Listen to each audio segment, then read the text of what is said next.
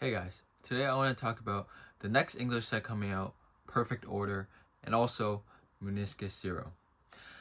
So today I want to talk about the next set after Ascend to Heroes, Perfect Order, because of what's going on right now with the Japanese set.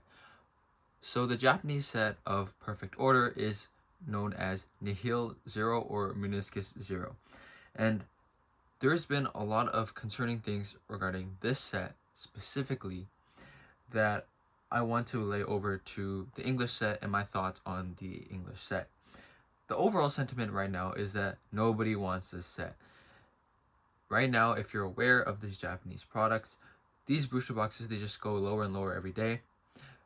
Even though, here is an important thing to note, the pre-order price for these Japanese boxes, as you can see, I do have quite a bunch over there because they're not selling very well. The pre-order price for these boxes was significantly lower than something, some other of the newer releases like Inferno X, the Mega sets when they first came out, even Mega Dream, and the base set for Mega Evolution, the Mega Symphonia, Mega Brave. They all were pretty high at the release, and then they just continued to drop and drop. But what was interesting with Munikis Zero is that it on release it was pretty much the same price as like the fallen price of Mega Brave and Mega Symphonia. So that means that even at the initial release there wasn't the same hype around the set. And this is usually strange because usually with Japanese boxes especially we'll see a huge, a very large price, like too high for the pre-order, and then as as time goes on, more product gets out there, like a month later you hit like the low. But perhaps it's regarding the specific artworks in the set and the chases that people aren't really liking, which is what caused the set to not even be very high on release and on pre-order. Now, what I noticed is that, okay, personally, I would say, the chases in the set are okay. They're not ideal, right? Because, the top chase is like a gold Zygarde, and, not that many people are chasing Zygarde. And if you look at the box, like, it's not really an appealing box. You look at the green, and to me, this could be like some sort of confirmation bias, but I just think that, overall, the box design doesn't look great. And then the art, the chase of the cards inside could be better. However, personally, I do think the English set is going to be better because regardless, like, English always performs better. Plus, I think the booster box looks better in general and the packs. And although, pretty much all the same cards are going to be in the English set, still an English set, is an English set. People still want it regardless, right?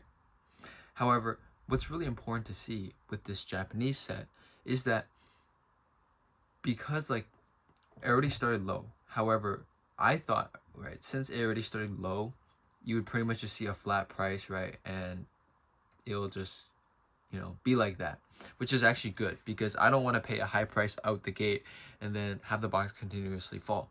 So I put in a reasonable order, a couple, 30, 40 boxes. And after they come out, they still continue to drop, but not by a little. They continue to drop by like the same margin that all the other new releases have been dropping by. So like by the end of the first couple weeks, well, like it's been like 2-3 weeks since release, and it's already down like 30% per box. Like I literally see right now stores online, they're selling it basically at cost. Like they're selling them for like 70-80 Canadian dollars because they're just trying to get rid of the inventory. And I know for a fact they're losing money because they probably bought it on pre-order and now they're panicking and trying to sell it off. Now, this is both a good and bad thing. For anyone who's looking to rip Japanese boxes, I made a video, like a week or so ago, 2 weeks ago, saying that the days of cheap Japanese boxes are over because literally every single set has gone up. It's like even all the bats like the Future Flash, Cyber Judge, Wild Force, Snow Hazard, Mega Symphony, all these boxes are slowly trending upwards. And then I eat my words because suddenly we're hit with this new release. Usually the new releases are the hype ones, the ones that really sell.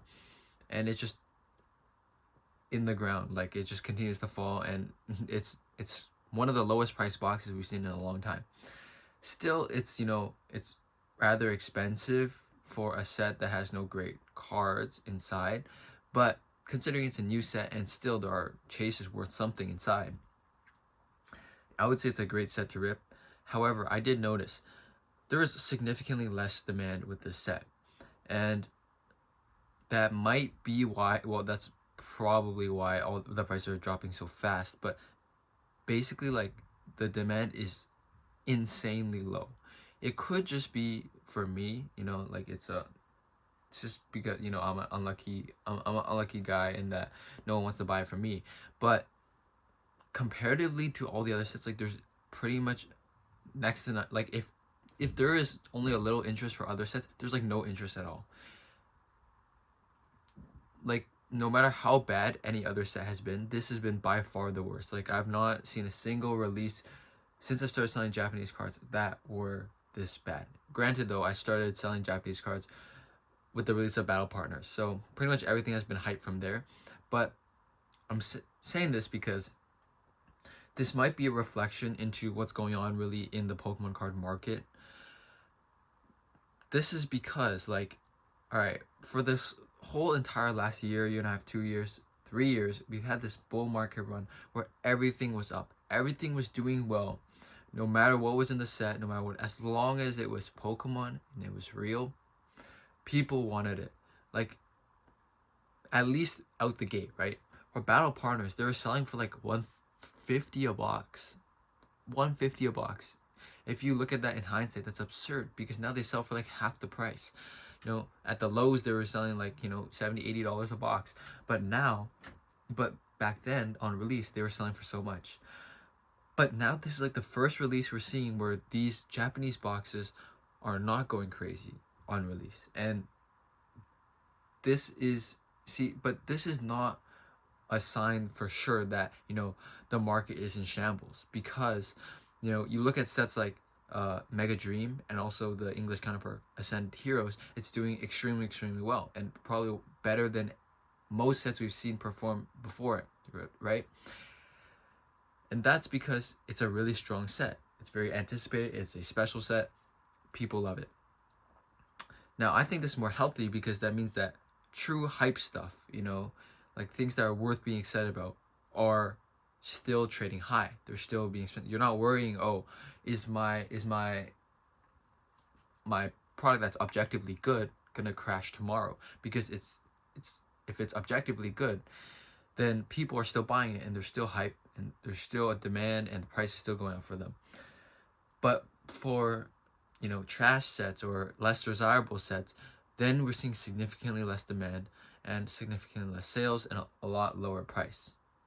This is way more healthy than everything being bought up and resold at a crazy markup. This means that people who just want to rip something at least can have something to rip. Children will be able to buy what they buy, you know, at least something to open. And people who truly enjoy the set, you know, the Pokemon in the set, not just the chases, the hype ones, the expensive ones, will be able to enjoy the set because it's so low. Plus, it's great for a buying opportunity for anyone that wants to hold on to it for a longer period of time, because, you know, it's less desirable right now.